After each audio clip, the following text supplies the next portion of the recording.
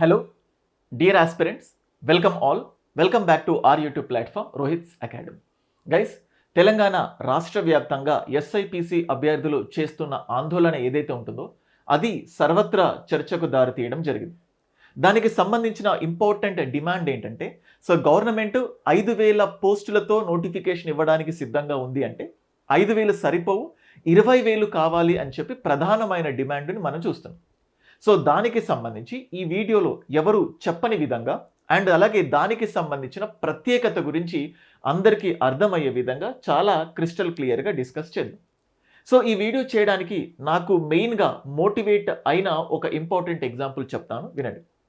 నేను చైతన్యపురి నుంచి ఎస్ఆర్ నగర్ వరకు ట్రావెల్ చేస్తూ ఉన్నాను మెట్రోలో. మెట్రోలో నేను ట్రావెల్ చేస్తున్నప్పుడు ఒక మిడిల్ ఏజ్డ్ చాలా ఎడ్యుకేటెడ్ పర్సన్స్ ఒక 2-3 ఉన్నారు. వాళ్ళలో ఒక డిస్కషన్ జరుగుతుంది. ఈ ఎస్ఐపిసి అభ్యర్థులు దిల్సుఖ్ నగర్లో ఆందోళన చేస్తున్నప్పుడు వాళ్ళు న్యూస్లో చూసి వాళ్ళు ఏం చేస్తున్నారంటే అభ్యర్థులకి అగెయినెస్ట్గా గవర్నమెంట్కి ఫేవర్గా మాట్లాడుతున్నారు. అంటే వాళ్ళు మాట్లాడింది ఏంటంటే చాలామంది మంచిగా చదువుకొని ప్రైవేట్ జాబ్ వైపు రావచ్చు కదా, ప్రైవేట్ సెక్టార్లో ఎన్నో ఆపర్చునిటీస్ ఉన్నాయి, లక్షలు సంపాదించుకోవచ్చు, ఇవేవి కాదు అని. ప్రతిసారి ప్రభుత్వ ఉద్యోగం అంటే పిచ్చి ఏంటి, ఎస్ఐపిసి అసలు పోలీస్ జాబ్స్ ఎందుకు? అంటే వీళ్ళకు ఒక రకంగా చెప్పాలంటే వీళ్ళు మెచ్యూరిటీ లేక ప్రవర్తిస్తున్నారు. గవర్నమెంట్ ఇచ్చింది తీసుకోకుండా ఇచ్చిన దానికంటే ఎక్కువ అడుగుతున్నారు. ఇలా ఒక కంటిన్యూస్గా ఒక 20-30 మినిట్స్ డిస్కషన్ జరుగుతుంది. అబ్జర్వ్ చేస్తూ ఉన్నాను. ఫైనల్గా నేను వాళ్ళతో మాట్లాడాను. థింగ్ ఏంటంటే నాకు అనిపించింది ఏంటంటే మిడిల్ ఏజ్డ్ ఎడ్యుకేటెడ్ పర్సన్ అయ్యుండి కూడా స్టూడెంట్స్ యొక్క బాధల్ని ఒక ఎంపథైజ్ చేయకుండా, అర్థం చేసుకోకుండా మాట్లాడడానికి కోపం కంటే ముందు ఆయనకు అవగాహన లేకపోవడం, అవగాహన రాహిత్యం అంట. సేమ్ అలాగే ఆయన ఒక్కరికి చెప్పినట్టు అందరికీ చెప్పలేం. ఇలాంటి వీడియో ద్వారా క్రిస్టల్ క్లియర్గా అర్థమయ్యే రీతిలో చెప్తే జనాలకి, సమాజంలో మన ఆస్పిరెంట్స్కి కాకుండా మిగతా వాళ్ళందరికీ కూడా దీనిపైన అర్థమవుతుంది. నిజమే కదా, స్టూడెంట్స్ అంతా ఏదైతే ఫైట్ చేస్తున్నారో వాళ్ళ బాధలో ఒక న్యాయం ఉంది, దానికి సంఘీభావం తెలపడం లాంటివి కూడా చేస్తారు. That is what the main intention. And అలాగే ఈ డిస్కషన్లో ప్రభుత్వానికి అందరికీ ప్రభుత్వ ఉద్యోగం దొరకడం కష్టం, అలా ఎలా సాధ్యం అవుతుంది, అసలు ప్రభుత్వం ఎందుకు వీళ్ళకి ఉద్యోగాలు ఇవ్వాలి అని చెప్పేసి ఆ డిస్కషన్లో భాగంగా జరిగింది. ఇంకా అదంతా నేను మాట్లాడట్లేదు. I just tell you one thing. For suppose దేశంలో ప్రతి ఒక్కరికి ఒక హక్కు అనేది ఉంటుంది, ఫండమెంటల్ రైట్స్ మనకు తెలుసు. ఇప్పుడు నాది ఒక గ్రాడ్యుయేషన్ అయిపోయింది. నా మెయిన్ గోల్ ఏంటంటే నేను ఒక పెద్ద సాఫ్ట్వేర్ ఇంజనీర్ అయి చాలా సంపాదించాలి, నేను యూఎస్కి వెళ్ళి ఎంఎస్ చేయాలి, నేను ఒక పెద్ద బిజినెస్ మ్యాన్ అవ్వాలి. ఇలా ప్రతి ఒక్కరికి ఒక కోరిక ఉంటుంది. ఆ కోరికను రీచ్ అవ్వడానికి వాళ్ళు చేసే ప్రయత్నాలు ఖచ్చితంగా వాళ్ళ హక్కు అది. ఒక పర్సన్ ప్రైవేట్ జాబ్ని ఎలాగైతే కోరుకుంటున్నాడో ఇంకొక పర్సన్ ప్రభుత్వ ఉద్యోగాన్ని కోరడం కూడా ఒక రకమైన హక్కే. 100% ఇట్స్ అ రైట్. ఎందుకంటే గవర్నమెంట్ ఖచ్చితంగా రిక్వైర్మెంట్స్ ఉంటాయి, అది ఎక్కువనో తక్కువనో ప్రతిసారి గవర్నమెంట్ వేకెన్సీస్ని బేస్ చేసుకొని రిక్రూట్మెంట్స్ చేస్తాయి. వీళ్ళ మార్గం ఇటు.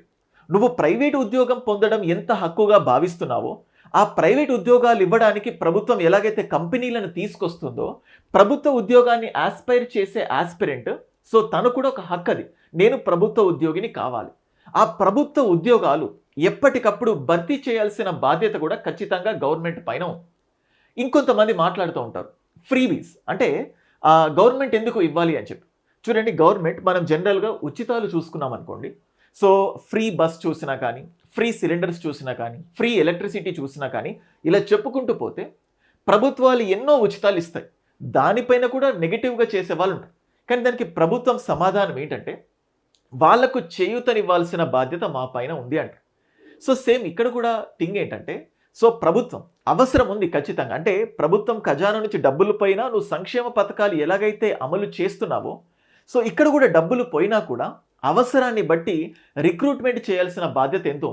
ఇక్కడ డబ్బులు పోతున్నాయేమో కానీ ఆ రిక్రూట్మెంట్ చేస్తే గవర్నమెంట్లో సర్వీసెస్ ఎఫిషియన్సీ అనేది పెరుగుతుంది. ఖచ్చితంగా రిక్రూట్మెంట్ గవర్నమెంట్ బాధ్యత. ఇవి నేను ఈ వీడియోలో చెప్పాలనుకుంది. అండ్ దానికంటే ముందు I would just like to tell you ఎంత అవసరమో. ఇది బీహార్లో కొన్ని రోజుల క్రితం సో అంటే అక్కడ ఎస్ఐపిసి రిక్రూట్మెంట్ జరిగినప్పుడు వాళ్ళకి సరైన ట్రాన్సిట్ ఫెసిలిటీ ప్రొవైడ్ చేయలేకపోగా ఎంతోమంది ఆ స్టేషన్ గుమ్మిగూడడం, స్టేషన్లో ప్రొటెస్ట్ చేయడం, ఇన్ఫ్యాక్ట్ రాత్రిపూట ఆ స్టేషన్ సరౌండింగ్స్లోనే పడుకోవడం జరిగింది. అంటే ఒక నోటిఫికేషన్కి సంబంధించి లక్షలాది మంది అభ్యర్థులు ఎంత డిపెండ్ అవుతారు, అది వాళ్ళకు ఎంత మనోవ్యధకు గురి చేస్తుంది అని చెప్పడానికి Bihar police recruitment is an example. So same అట్లాగే తెలంగాణలో మనం ఇప్పుడు చూస్తూ ఉంటే ఇక్కడ కనిపిస్తుంది చూడండి. అంటే తెలంగాణలో పోలీస్ రిక్రూట్మెంట్ అనేది ఒక సంక్షేమ పథకం కాదు, మీరిచ్చే ఒక ఫ్రీబీ కాదు, మీరిచ్చే ఒక ఆఫర్ కాదు, ఇది మీ పైన ఉన్న బాధ్యత. ఎందుకంటే సో ఈ ఫ్యాక్ట్స్ ఎంతవరకు నిజమో నాకు తెలీదు, బట్ ఒక ఫేమస్ థింగ్స్ నుంచి తీసుకున్నాను కాబట్టి దీనికి ఒక రేషనాలిటీ ఉంటుంది అని నేను ఫీల్ అవుతున్నాను. మనకి ఇక్కడ చూస్తే Telangana police department has 233 police personnel per every lakh population. So against the sanctioned strength of 428, ప్రతి 1,00,000 మంది ప్రజానికానికి 428 ఉండాలి. ఇది ఇండియన్ ఎక్స్ప్రెస్ డేటా నుంచి తీసుకున్నాను నేను. మళ్ళీ డిఫరెంట్ పేపర్స్లో అది మారుతూ వస్తుంది. కానీ తెలంగాణలో ఉన్నది ఎంత? 233.3 పోలీస్ పర్సనల్. అంటే దీనికి సగం మంది ఆల్మోస్ట్ ఉన్నారు. అంటే తెలంగాణలో పోలీస్ డిపార్ట్మెంట్లో రిక్రూట్మెంట్ చాలా అవసరం ఉంది. ఇది ఎక్కడి నుంచి వచ్చింది? రిలీజ్డ్ బై బ్యూరో ఆఫ్, అంటే ఇది data on police organisation, DOPO released. అది ఎవరు రిలీజ్ చేస్తున్నారంటే bureau of police research and development. ఓవరాల్గా తెలంగాణలో 53,115 పోలీస్ పర్సనల్స్ ఉన్నారు. కానీ రిక్వైర్మెంట్ మాత్రం ఎంత ఉందంటే ఆల్మోస్ట్ 81,647. సో మనకు చూస్తే 35% వేకెన్సీస్ ఉన్నట్టు తెలిసిపోతుంది. డిఫరెంట్ ప్రెస్ మీటింగ్స్లో డీజీపీ గారు సో మనం చూస్తూ ఉంటే 19,000 వేకెన్సీస్ ఉన్నాయని ఒకసారి, 17,000 వేకెన్సీస్ ఉన్నాయని ఇంకొకసారి, 15,000 వేకెన్సీస్ ఉన్నాయని మరొకసారి, ఇలా ప్రతిసారి చెప్పినప్పుడు వేకెన్సీస్ అవసరం, వేకెన్సీస్ ఉన్నాయంటే అంటే ప్రతిసారి ఇప్పుడు రీసెంట్గా స్టేట్స్ చూస్తే కేసెస్, క్రైమ్ రేట్ కూడా తెలంగాణలో పెరుగుతుంది. వీటన్నిటిని ట్యాకిల్ చేసి లా అండ్ ఆర్డర్ని అదుపులో పెట్టాలంటే ఖచ్చితంగా పోలీస్ యొక్క అవసరం ఎంతైనా ఉంది. వీళ్ళు ఓవర్ బర్డెన్ అయినప్పుడు కేసెస్ని తొందరగా రిజాల్వ్ చేయరు, దానివల్ల ఎన్నో ప్రాబ్లమ్స్ ఉంటాయి. ఇదే కాదు, సో మీకు చూస్తూ ఉంటే నేను పోలీస్ రిఫార్మ్స్కి సంబంధించి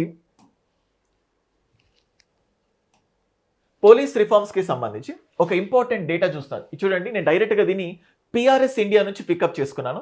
police reforms in India. Police accounts for about 3% of government spending. అంటే అది ఒక బాధ్యత.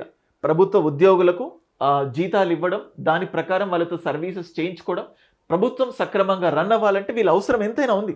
మళ్ళీ ఇక్కడ చూస్తే 24% వేకెన్సీస్ ఇన్ స్టేట్ ఫోర్సెస్. రాష్ట్ర బలగాల్లో 24% వేకెన్సీస్ ఉన్నాయి. అండ్ మళ్ళీ చూస్తే an overburdened police force. State police force has had 24% vacancies, about 5.5 lakh vacancies. ఇప్పుడు చూడండి, ఇన్ని వేకెన్సీస్ ఉన్నాయి. అంటే ఈ వేకెన్సీస్ని భర్తీ చేయాల్సిన అవసరం ఖచ్చితంగా ప్రభుత్వాల పైన ఎంతైనా ఉంది. సో మళ్ళీ ఇప్పుడు చూస్తూ ఉంటే సో ఇవన్నీ వేకెన్సీస్ ఉన్నాయి కాబట్టి దే ఆర్ డిమాండింగ్. మళ్ళీ ఇంకొక నెగిటివ్ పాయింట్ ఏంటంటే ఏవైతే వేకెన్సీస్ని వాళ్ళు అనౌన్స్ చేస్తున్నారో అందులో majority of the part Hyderabad region వరకే వెళ్ళిపోతుంది. మిగతా స్టేట్ వైడ్గా ఉన్న డిస్ట్రిక్ట్స్లో ఉన్న వాళ్ళంతా ఆస్పిరెంట్స్ డిమోటివేట్ అయిపోతున్నారు. అండ్ అలాగే డిఫరెంట్ జీవోస్ యూజ్ చేసుకొని, అంటే దానివల్ల కట్ ఆఫ్ మార్క్స్ కొంచెం తక్కువ వచ్చిన వాళ్ళకు మోర్ ఆపర్చునిటీస్, ఎక్కువ వచ్చిన వాళ్ళకు రాకపోవడం కూడా ఉంది. సో ఏజ్కి సంబంధించి కానీ లేకపోతే వేకెన్సీస్కి సంబంధించి కానీ స్టూడెంట్స్ నుంచి నంబర్ ఆఫ్ డిమాండ్స్ రైజ్ అవుతున్నాయి. సో ప్రభుత్వం యొక్క బాధ్యత దాని గురించి స్పష్టంగా రెస్పాండ్ అవ్వడం. ఎందుకంటే ఆల్మోస్ట్ 15 లక్షల మంది అభ్యర్థులు, 15 lakhs. జనరల్గా ప్రతి ప్రభుత్వం ఓట్ బ్యాంక్ పాలిటిక్స్ చేస్తూ ఉంటుంది. ఓట్ బ్యాంక్ పాలిటిక్స్ చేయాలన్నా కూడా 15 లక్షల మంది అభ్యర్థుల యొక్క మన్ననలు పొందాల్సిందే. ఇంతమంది అప్లై చేస్తున్నారు. మళ్ళీ ఇంకొకసారి అంటారు ఇది కోచింగ్ ఇన్స్టిట్యూట్స్ కానీ మాఫియా, ఇట్లా అన్నెసెసరీ యూజ్లెస్ వర్డ్స్. ఏం చేస్తామండి అంటే ఒక స్టూడెంట్ సివిల్స్కి ప్రిపేర్ అవుతాడు, ఒక స్టూడెంట్ గ్రూప్స్కి ప్రిపేర్ అవుతాడు, ఒక స్టూడెంట్ ఎస్ఐపిసి ప్రిపరేషన్ ఉంది. వాళ్ళు మంచి గవర్నమెంట్ నోటిఫికేషన్స్ ఇచ్చినప్పుడు వాళ్ళు బెస్ట్గా ప్రిపేర్ అవ్వాలనుకున్నప్పుడు వాళ్ళకు కోచింగ్ ఇవ్వడం మా బాధ్యత. వాళ్ళ ప్రాబ్లమ్స్ని హైలైట్ చేయడం కూడా ఒక బాధ్యత. మేమేం శత్రువులం కాదు, ఎవరిని ఎక్కడ రెచ్చగొట్టట్లేదు. వాళ్ళ ప్రాబ్లమ్స్ ఏంటో 100% రైజ్ చేయాల్సిన బాధ్యత మా పైన ఉంది. ఇంకొకటి చూస్తూ ఉంటే ఇప్పుడు ఆల్మోస్ట్ 2016లో 15-16 నోటిఫికేషన్లో మనం చూస్తూ ఉంటే 9,500 వరకు అప్ టు 9,500 వరకు రిక్రూట్మెంట్స్ జరిగింది. ఫస్ట్ నోటిఫికేషన్ తెలంగాణ వచ్చిన తర్వాత 2015-16 ఆ టైంలో. అండ్ ఆ తర్వాత మళ్ళీ ఆల్మోస్ట్ 17,000 రిక్రూట్మెంట్స్ జరిగాయి. ఎప్పుడు 2018లో సెకండ్ అంటే అప్ టు అంటే ఎగ్జాక్ట్ ఫిగర్స్ చెప్పట్లేదు, సబ్జెక్ట్ టు కరెక్షన్ 17,000 పోస్ట్స్తో రిక్రూట్మెంట్ చేయడం జరిగింది. అండ్ నెక్స్ట్ మళ్ళీ అలాగే 2022లో ఆల్మోస్ట్ 16,000 పోస్ట్స్తో 2022లో రిక్రూట్మెంట్ చేయడం జరిగింది. అంటే 10,000 9,500 17,000 16,000 ఎక్కడ చూసినా యావరేజ్గా కనీసం 13,000 నోటిఫికేషన్ అంటే ఇంతమందితో రిక్రూట్మెంట్ చేశారు ఇప్పటివరకు. రిక్వైర్మెంట్ ఉంది అంటే రిక్వైర్మెంట్ లేకుండా ఫిల్అప్ చేయాలి అని స్టూడెంట్స్ అడగట్లేదు, మేము అడగట్లేదు, రిక్వైర్మెంట్ ఉంది. అండ్ అలాగే ఈ సిరీస్ చూడండి 9,500 17,000 16,000 ఇంత దగ్గర నుంచి ఒకేసారి 5,000 రిక్రూట్మెంట్స్కి డ్రాప్ అవుట్ అయింది అనుకోండి, 5,000 పోస్ట్స్కి డ్రాప్ అవుట్ అయింది అనుకోండి, అది దానివల్ల జరిగే నెగిటివిటీ చెప్తాను చూడండి. మనం ఇప్పుడు గోదావరి బనకచర్ల అని చెప్పేసి చూస్తున్నాం. సో ఇట్లాంటి ఇష్యూ ఆంధ్రప్రదేశ్ ఏమంటుందంటే మిగిలిన జలాల్ని మేము వాడుకుంటున్నాం, మీకేమైంది బాధ అని. తెలంగాణకి ఇప్పుడు బాధ లేదు, కానీ తెలంగాణ నుంచి వచ్చిన వాదన ఏంటంటే ఇప్పుడు మీరు నీళ్లు వాడుకోవడం చేస్తూ ఉంటే మేము ఇప్పుడు వాడుకోవట్లేదు, రేపు మీరు ఎక్కువ వాడేస్తారు, అది మీరు హక్కుగా భావిస్తారు, రేపు మాకు అవసరం ఉన్నప్పుడు ఆ నీళ్లు మాకు రావు, మా హక్కు మేము కోల్పోతాము అంటారు.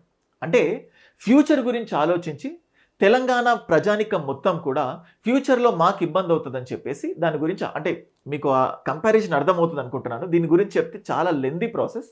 సో సేమ్ అట్లాగే ఇప్పుడు వీళ్ళు 5,000 పోస్ట్స్తో నోటిఫికేషన్ ఇస్తారు. మనం ఒప్పుకున్నాం అనుకోండి, ఇది వాళ్ళ హక్కుగా అయిపోతుంది. ఇంకా ప్రభుత్వం మొన్న 5,000 ఇచ్చాం కదా, ఇప్పుడు 5,500 ఇస్తాం, మళ్ళీ 6,000 అంటే 9,500 నుంచి 17,000 17,000 నుంచి 16,000 ఇంత పోస్ట్స్ ఇచ్చి 5,000 పోస్ట్స్ని కనుక మనం అంటే యాక్సెప్ట్ చేస్తే ఈ ప్రభుత్వం ఇంకా సైలెంట్గా ఉంటే ఓకే 5,000 ఇచ్చినా కూడా వీళ్ళు సర్దుకుపోతారు అని అనిపిస్తే ప్రతిసారి ఇదే తనతో సాగుతుంది. అంటే అప్పుడు వాళ్ళు ఒక హక్కుగా ఫీల్ అవుతారు, స్టూడెంట్స్ మన హక్కుని ఫీల్ అవుతాం, అంటే ఫెయిల్ అవుతాం, లూజ్ అవుతాం. అంటే ఇప్పుడే గట్టిగా అడిగితే కనీసం అంటే 20,000 సరే, మీకు 20,000 గొంతమ్మ కోరిక అనిపిస్తే మీకు కనీసం 15,000 కనిపిస్తున్నాయి కదా వేకెన్సీస్ అని డీజీపీ గారే చెప్పారు కదా. సో డిఫరెంట్ అంటే ఐ జస్ట్ టెల్ యూ, మన యూట్యూబ్ ఛానల్లోని అలాగే ఎంతోమంది వాళ్ళ యూట్యూబ్ ఛానల్లోని 15,000 వేకెన్సీస్ ఉన్నాయంట కదా, 20,000 వేకెన్సీస్ ఉన్నాయంట కదా. సో ఫిల్అప్ అవుతుంది అంటే స్టూడెంట్స్ అందరూ విని ఈ వార్తలు చెప్పింది పోలీస్ యంత్రాంగం అండ్ అలాగే ప్రభుత్వ యంత్రాంగం. మీరే వేకెన్సీస్ ఉన్నాయని చెప్పినప్పుడు దానికి తగ్గట్టు లక్షలాది మంది విద్యార్థులు ప్రిపేర్ అవ్వడం స్టార్ట్ చేశారు. ఇప్పుడు తీరా ప్రిపరేషన్ అయిపోయిన తర్వాత 15,000 లేవు, 20,000 లేవు, 5,000 అంటే ఇన్ని రోజులు పడ్డ శ్రమ ఎక్కడికి వెళ్తుంది? అండ్ ఇంకొకటి, ఒక్క పోస్ట్ ఉన్నా చాలు అనుకోవచ్చు, కానీ ఒక ఎగ్జామ్కి ప్రిపేర్ అవుతే ఎన్ని పోస్ట్స్ రిలీజ్ అవుతున్నాయి అనేది మనలో ఒక మోటివేషన్ తీసుకొస్తుంది. ఒకవేళ ఒక 10,000 పోస్టులు ఉందంటే నువ్వు చదవడంలో కాన్ఫిడెన్స్ ఒకలా ఉంటుంది, 15,000 ఉన్నాయంటే కాన్ఫిడెన్స్ ఒకలా ఉంటుంది, 5,000 ఉన్నాయంటే కాన్ఫిడెన్స్ ఒకలా ఉంటుంది. అంటే మన గెలుపుని మన కాన్ఫిడెన్సే డిసైడ్ చేస్తుంది. నువ్వు 5,000 పోస్టులు ఇచ్చి సగం హైదరాబాద్ జోన్కి వెళ్ళిపోయిన తర్వాత మిగతా ప్రాంతాల అందరూ డిమోటివేట్ అయిపోతారు. చదివి వేస్ట్ కదా, మనకి ఎట్లాగో పోస్టులు రావు కదా, ఉన్నవే తక్కువ కదా అనిపిస్తుంది. సో 100% ప్రభుత్వానికి నేను చాలా ప్రేమతో అండ్ రిక్వెస్ట్తో విన్నపం చేసుకుంటున్నాను. అండ్ అలాగే ఎవరైతే వింటున్నారో మీరంతా కూడా ప్రజలు కానీ స్టూడెంట్స్ కానీ ఇది ఒక అవగాహన తెచ్చుకోండి. ఈ 5,000 సరిపోవనట్లేదు. ఎప్పుడు సరిపోతాయంటే ఎవ్రీ ఇయర్ కనీసం ఎంతోమంది రిటైర్ అవుతూ ఉంటారు, రిక్వైర్మెంట్ ఏర్పడుతూ ఉంటుంది పాపులేషన్ బేసిస్ తోటి. మీరు ఎవ్రీ ఇయర్ లేకపోతే ఎవ్రీ 2వ సంవత్సరము ఖచ్చితంగా సిస్టమాటికల్గా రిక్రూట్మెంట్ చేస్తే 5,000 ఇస్తే ఏ బాధ ఉండేది కాదు. కానీ అంటే ఇప్పుడు చూడండి, తెలంగాణ వచ్చి ఆల్మోస్ట్ 12 ఇయర్స్ అవుతుంది. 12 ఇయర్స్ వచ్చి బై 3 అంటే ప్రతి 4 సంవత్సరాలకు ఒకసారి యావరేజ్గా ఇచ్చారు. సో అంటే ఇలా ప్రతిసారి ఇస్తుంటే ప్రాబ్లం ఉండదు. ఏజ్ కూడా 4 సంవత్సరాలకు ఒకసారి ఇస్తున్నప్పుడు ఏజ్ బార్ అయిన వాళ్ళు అంటే దేహదారుఢ్యం ఉంటుంది. సో ఇప్పుడు వాళ్ళు ఏమంటారంటే 25 ఇయర్స్ ఉన్న వాళ్ళకు ఏదైతే ఫిట్నెస్ ఉందో 35 ఇయర్స్ మేము కూడా అదే ఫిట్నెస్ ప్రదర్శిస్తున్నాం కదా, మరి ఎందుకు ఏజ్ అని. ఒకప్పుడు యూనిఫామ్ జాబ్స్కి లెస్ ఏజ్ ఉండేది, దానికి ఒక రేషనాలిటీ ఉంది. ఇవాళ రేపు చూడండి, ఒకప్పుడు లైఫ్ ఎక్స్పెక్టెన్సీ రేట్ 60 ఉంది, ఇప్పుడు లైఫ్ ఎక్స్పెక్టెన్సీ రేట్ పెరిగింది కదా. ఒకప్పుడు 60 సంవత్సరాలలో ఏవైతే పనులు చేస్తున్నారో ఇప్పుడు 80-90 సంవత్సరాలు కూడా అంతే యాక్టివ్గా చేస్తున్నారు. మరి నువ్వు 25, 26, 28 ఏజ్ రిలాక్సేషన్ ఏదైతే ఆలోచనతో పెట్టావో 35కి పెంచడంలో కూడా ఉద్దేశం ఉంది కదా. ఆ 35కి పెంచి ఫ్రీగా తీసుకోమని చెప్పట్లేదు. 35కి పెంచిన ఒక ఫిజికల్ ఫిట్నెస్ ఉంటుంది కదా, రన్నింగ్ చేయిస్తారు, లాంగ్ జంప్ చేయిస్తారు. అంటే there is a saying, age is just a number. ఇక్కడ కూడా దేహదారుఢ్య పోటీలు పెడుతున్నారు కదా. So understand the problem of the students. So age పెంచడం వల్ల ఏదో క్రైమ్ జరగట్లేదు. లక్షల మంది విద్యార్థులకు మీరు ఒక సహాయం చేస్తున్నారు. సో అది కూడా ఫ్రీగా కాదు, వాళ్ళ కెపాసిటీని చూసే. సో అప్పట్లాగా ఆలోచించకండి, పరిస్థితులు మారాయి. సో ఏజ్లో కూడా ఈ ఏజ్కి ఇది చేస్తారనేది లేదు. 40 ఏళ్లలో చేసేది 20 ఏళ్లలో కూడా చేస్తున్నారు. 20 ఏళ్లలో చేసే పని 50 ఏళ్ళు 70 ఏళ్ళు. ఇప్పుడు పివి నరసింహారావు గురించి మనం వింటూ ఉంటాం. చిన్న యంగ్ ఏజ్లో నేర్చుకోవాల్సిన కోడింగ్ ఆయన ఆ ఏజ్లో కూడా నేర్చుకున్నారు. నేర్చుకోవాలి, చేయాలి అన్న తపన ఉంటే ఏదైనా సాధ్యమవుతుంది. So please understand about the age relaxation పెంచండి. సో యూనిఫామ్ జాబ్స్కైనా కూడా. అండ్ అలాగే 5,000 100% డీమోటివేట్ అవుతారు. ప్రిపేర్ ఎంత చక్కగా టాప్ మోస్ట్ ర్యాంక్ వచ్చిన వ్యక్తికి కూడా లోపల ఒక ఫియర్ అనేది ఉంటుంది.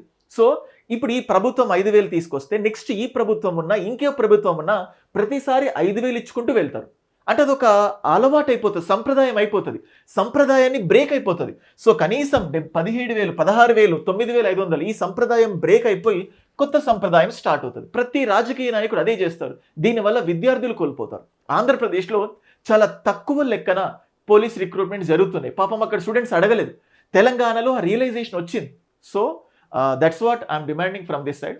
ఎవరిని ఏమి రెచ్చగొట్టాలి, ఎవరికి ఏదో ఇబ్బంది పెట్టాలని మాత్రం కాదు, కొన్ని వాస్తవాలు చెప్పాలనుకున్నాను. ముఖ్యంగా తెలంగాణ రాష్ట్రంలో పోలీస్ జాబ్స్, పోలీస్ రిక్రూట్మెంట్ యొక్క నెసెసరీ ఉంది. ఎన్నో వేకెన్సీస్ ఉన్నాయి. ఆ వేకెన్సీస్ని ఫిలప్ చేస్తే పోలీస్ స్టేషన్స్లో పైన కేసెస్ కానీ క్రైమ్ రేట్ కానీ తగ్గడానికి ఛాన్సెస్ ఉన్నాయి. రోజు కొత్త అప్డేటెడ్ క్రైమ్స్ వస్తూ ఉన్నాయి. దానికి సంబంధించిన మంచి రీసెర్చ్ అవగాహన ఉన్న వ్యక్తులు ఉండాలి. ఇప్పుడు యంగ్ జనరేషన్స్కి ఆ అవగాహన ఉంటుంది. సో దట్ ఇవన్నీ కూడా అప్డేట్ అయిపోయి రీప్లేస్ అవుతుంది. సో మీరు ఒక 15,000, 20,000 పోస్టులతో నోటిఫికేషన్ ఇచ్చి రిక్రూట్మెంట్ చేసుకుంటే 15 లక్షల విద్యార్థులకు సంతోషాన్ని నింపినట్టు ఉంటుంది. రాజకీయంగా మీకు మంచి జరుగుతుంది. అండ్ అలాగే విద్యార్థులు కూడా ఫోకస్డ్గా చదవడానికి ఛాన్సెస్ ఉంటాయి. అలాగే రిక్రూట్మెంట్లో సో కొన్ని జీవోస్కి సంబంధించి కూడా స్టూడెంట్స్ డిమాండ్ చేస్తున్నారు. దాని గురించి కూడా గవర్నమెంట్స్ సానుకూలంగా స్పందిస్తుంది అని అనుకుంటున్నాను. That's all. స్టూడెంట్స్ తరపున ఈ వీడియోలో మాట్లాడాలనుకున్నాను. కొంచెం ఇబ్బంది కలిగేలాగా మాట్లాడినా, నేను అనుకున్నది చెప్పినట్టు మీకు అనిపించినా ఖచ్చితంగా నన్ను క్షమిస్తారు అని అనుకుంటున్నాను. I just want to make a video to give awareness among the people. So విద్యార్థుల యొక్క డిమాండ్ 20,000 పోస్టులతో నోటిఫికేషన్ ఇవ్వాలి అన్న దాంట్లో 100% చిత్తశుద్ధి ఉంది, రేషనాలిటీ ఉంది. తెలంగాణ యావత్ ప్రజానికం దాన్ని అర్థం చేసుకోవాలి. విద్యార్థుల తరఫున మీరు కూడా మాట్లాడాలి.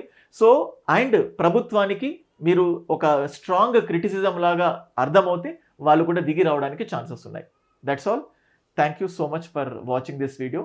అండ్ ఛానల్కి ఫస్ట్ టైం విజిట్ అవుతే సబ్స్క్రైబ్ చేసుకోండి.